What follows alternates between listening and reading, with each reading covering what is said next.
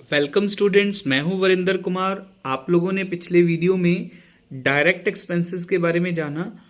आज हम जानते हैं इनडायरेक्ट एक्सपेंसेस के बारे में। ये एक्सपेंसेस भी उतने ही इम्पोर्टेंट हैं जितने के डायरेक्ट एक्सपेंसेस, क्योंकि इन दोनों के ही बिना बहुत सारी रेशियोज हैं जिनको सॉल्व कर पाना नामुमकिन है। तो इनडायरेक्ट एक्सपेंसेस के बारे में आज हम जानते हैं ये क्या होते हैं और कौन कौन से होते हैं और इनका इस्तेमाल किस किस फॉर्मूले में किया जाता है। तो those expenses which are made in activities other than production, production के ऊपर, गुड्स को प्रोड्यूस करने के ऊपर जो खर्चे आते हैं वो तो हमने पिछली वीडियो में जान लिया कि वो डायरेक्ट एक्सपेंसेस होते हैं। उनके अलावा जितने भी खर्चे होते हैं वो सारे ही इनडायरेक्ट एक्सपेंसेस कहलाते हैं। कौन कौन से हैं? कुछ एग्जांपल्स हमने यहाँ पे नोट की हैं। Depreciation, salaries, discount allowed, commission paid, repair charges, direct expenses, trade expenses, bank charges भी हो सकते हैं। तो हर तरह के खर्चे जो अदर देन प्रोडक्शन के ऊपर किसी भी एक्टिविटी में लगते हैं वो इनडायरेक्ट कहलाते हैं। और भी हैं selling and distribution expenses, administration expenses, finance cost, जैसे कि हमने लोन ले रखा है उसके ऊपर इंटरेस्ट दिया, लॉस बाय फायर, आग लग जाती है, कई बार एक्सीडेंट हो जाते हैं, लॉस बाय थेफ्ट एटसेट्रा। तो ये थे इनडायरेक्ट एक्सपेंसेस। अब आप देख रहे होंगे कि मैंने इस लिस्ट को भी दो हिस्सों में बांट दिया है, operating expenses and non operating expenses. Operating expenses वो जो हमारे रूटीन के बिजनेस को चलाने के लिए लगते हैं, और नॉन ऑपरेटिंग वो जो नॉर्मल केसेस में नहीं होते, एबनॉर्मल हैं। कभी कभार ऐसे एक्सपेंसेस हो जाते हैं जो हमारे बिजनेस को रूटीन में चलाने के लिए ज़रूरी नहीं है। तो अब हम देखते हैं कि हमारी इस लिस्ट में कौन कौन से ऑपरेटिंग है जो हमारी रूटीन बिजनेस को चलाने के लिए ज़रूरी हैं, और कौन कौन से ऐसे हैं जो एबनॉर्मल हैं, रूटीन में नहीं होते, या जिनका संबंध हमारे बिजनेस को रूटीन बेस पे चलाने से नहीं है। वो नॉन ऑपरेटिंग कौन कौन से? पहले ऑपरेटिंग के बारे में। डेप्रिसिएशन, जो हमारी फिक्स्ड एसेट्स हैं, टेंजिबल एसेट्स हैं, हम उनका यूज करेंगे रूटीन में तो उनकी वैल्यू कम होती जाएगी, तो ये तो ऑपरेटिंग है। सैलरी, हम एम्प्लॉयज से काम लेंगे तो सैलरी तो देनी पड़ेगी, ऑपरेटिंग है। डिस्काउंट भी छोड़ना पड़ेगा अगर कस्टमर्स जो हैं वो आप लोगों से बल्क में चीज़ें खरीदते हैं या आपको पेमेंट प्रॉम्प्टली देते हैं तो आपको उन्हें डिस्काउंट भी छोड़ना पड़ता है। कमीशन पेड, तो ये भी हमें कमीशन देना पड़ता है ताकि हमारी सेल्स ज़्यादा हो सकें। रिपेयर, अगर मशीनें चलेंगी और एसेट्स से काम लोगे तो कहीं ना कहीं उनमें रिपेयर की ज़रूरत भी पड़ेगी। ट्रेड एक्सपेंसेस तो होते ही, सेल के खर्चे हैं, व्यापार करोगे तो उसमें एक्सपेंसेस तो होंगे। इसके अलावा मैंने ट्रेड एक्सपेंसेस को ही कह सकते हैं, खैर सेलिंग एंड डिस्ट्रीब्यूशन एक्सपेंसेस भी बोला जा सकता है। एडमिनिस्ट्रेशन एक्सपेंसेस, डेली रूटीन में ऑफिस चलाना है तो कई तरह के खर्चे वहाँ पे भी होते हैं। तो ये सारे खर्चे तो ऑपरेटिंग हैं, रूटीन बिजनेस को ऑपरेट करने के लिए ज़रूरी हैं। अब कुछ खर्चे मैंने ऐसे लिखे हैं, कुछ एक्सपेंसेस मैंने ऐसे लिखे हैं जो रूटीन बिजनेस के लिए ज़रूरी तो नहीं है लेकिन फिर भी हो जाते हैं, जैसे कि फाइनेंस कॉस्ट। ये एक्सपेंसेस रूटीन बेस पे नहीं, लेकिन अगर हमने लोन वगैरह ले रखा है तो उसके ऊपर इंटरेस्ट तो देना ही पड़ता है, तो इसे हम ऑपरेटिंग में नहीं लेते, नॉन ऑपरेटिंग एक्सपेंसेस में ले लेते हैं। इसी तरह से लॉस बाय फायर, ये तो एबनॉर्मल है, ये रोज का काम तो है नहीं, और ना ही हमने विलिंगली किया कि इसके बिना बिजनेस नहीं चलता था, तो ये तो एक्सीडेंटली हो गया।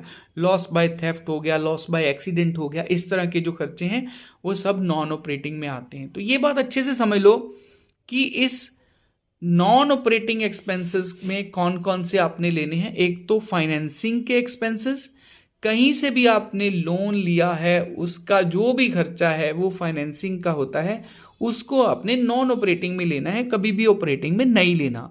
और इसके अलावा जो अबनॉर्मल खर्चे हैं, एक्सीडेंटली होते हैं, रूटीन में नहीं होते, उनको लेना है। Loss by fire, loss by theft, loss by accident, इस तरह के। तो आपको पता चल गया कि ऑपरेटिंग कौन से हैं, नॉन ऑपरेटिंग कौन से हैं। और इन सभी लिस्ट को अगर मैं, पूरी लिस्ट को अगर मैं एक ही बार में बोलूं तो ये सभी इनडायरेक्ट एक्सपेंसेस हैं।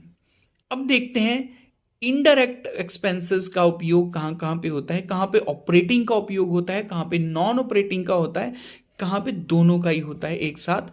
तो देखते हैं। सबसे पहले मैंने एक फॉर्मूला लिख रखा है net profit. This is very important. ये आपके पास एक रेशो है नेट प्रॉफिट रेशो, वहां पे आपको कैलकुलेट करना पड़ता है। कैसे निकलेगा नेट प्रॉफिट? ग्रॉस प्रॉफिट ले लीजिएगा minus operating expenses minus non operating expenses, मतलब पूरे इनडायरेक्ट एक्सपेंस माइनस करने हैं, नॉन ऑपरेटिंग भी और ऑपरेटिंग भी, और अदर इनकम्स जो है वो प्लस करनी है। अदर इनकम्स क्या होता है? सेल के अलावा आपको कहीं से भी इधर उधर से कोई इनकम आई हो, रेंट रिसीव हुआ हो, इंटरेस्ट रिसीव हुआ हो या कमीशन रिसीव हुआ हो, तो ऐसे सब जो होते हैं वो अदर इनकम होते हैं, वो आपको दिए होंगे क्वेश्चन में। हमारा मेन मुद्दा यहाँ पे है एक्सपेंसेस। तो इनडायरेक्ट एक्सपेंसेस में दोनों होते हैं, ऑपरेटिंग और नॉन ऑपरेटिंग, और नेट प्रॉफिट निकालते समय दोनों ही माइनस करने हैं, ऑपरेटिंग भी और नॉन ऑपरेटिंग भी। यानी कि हम ये कह सकते हैं कि पूरे के पूरे इनडायरेक्ट एक्सपेंसेस माइनस करने होते हैं ग्रॉस प्रॉफिट में से, अगर आप नेट प्रॉफिट कैलकुलेट कर रहे हैं तो। अब आते हैं अगले फॉर्मूले पे जिसमें भी यूज होता है इन एक्सपेंसेस का, तो वो है ऑपरेटिंग कॉस्ट। ऑपरेटिंग रेशियो का एक फॉर्मूला है, उसमें ऑपरेटिंग कॉस्ट की जरूरत पड़ती है। ऑपरेटिंग कॉस्ट का फॉर्मूला है cost of revenue from operation. देखा वो पिछला आ गया जो पिछले वीडियो में आपने किया था, cost of revenue from operation का फॉर्मूला, वो यहाँ पे यूज होगा वो, अगर आपके पास कॉस्ट नहीं है तो। अगर है तो फिर cost of revenue from operation plus operating expenses, यानी कि ये ऊपर वाले जो हैं ऑपरेटिंग एक्सपेंसेस नॉन ऑपरेटिंग को छोड़ के, तो ये ऑपरेटिंग कॉस्ट निकालने का फॉर्मूला है। ये सब फॉर्मूले घबराइएगा नहीं, आपको आपकी बुक में भी मिल जाएंगे, सब है वहाँ पे। लेकिन ज़रूरत है हमें डेप्थ में समझने की, जो हम यहाँ से समझ रहे हैं डायरेक्ट एक्सपेंसेस को आपने समझा पिछले वीडियो में, और अभी आप समझ रहे हैं इनडायरेक्ट को। इनडायरेक्ट में भी आपने दो अलग अलग एक्सपेंसेस को समझा कि ऑपरेटिंग कौन से और नॉन ऑपरेटिंग कौन से। तो एक और फॉर्मूला है जिसमें इनका उपयोग होगा, वो है ऑपरेटिंग प्रॉफिट। ऑपरेटिंग प्रॉफिट का एक फॉर्मूला है gross profit minus operating expenses. यहाँ भी यूज हो गया ऑपरेटिंग एक्सपेंसेस का। अगर आप ऑपरेटिंग प्रॉफिट का ये फॉर्मूला नहीं लगाना चाहते या पॉसिबल नहीं है, तो हमारे पास एक ऑल्टरनेटिव और फॉर्मूला है, वो है ऑपरेटिंग प्रॉफिट का formula revenue from operation minus operating cost. अब ऑपरेटिंग कॉस्ट तो तभी निकलेगी ना जब आपके पास ये फॉर्मूला होगा। तो आप देख रहे हो कि ये जो मैंने फॉर्मूले यहाँ पे लिखे, net profit, operating cost, operating profit, इन सभी में इन एक्सपेंसेस का इस्तेमाल हो रहा है, या तो ऑपरेटिंग एक्सपेंसेस का या नॉन ऑपरेटिंग एक्सपेंसेस का या दोनों का एक साथ। तो इसका मतलब ये हो गया कि कितनी सारी रेशियोज में ये फॉर्मूले आपके काम में आएंगे। ठीक है, तो इनको अच्छे से इन वीडियोस को बार बार देखो, समझने की कोशिश करो। कहीं पे भी आपको लगता है कि हमें कुछ पूछने की ज़रूरत है तो कमेंट सेक्शन में ज़रूर लिखिएगा, ताकि मैं और वीडियोस बना के आपकी क्यूरीज को सॉल्व कर पाऊँ। थैंक यू बेटा।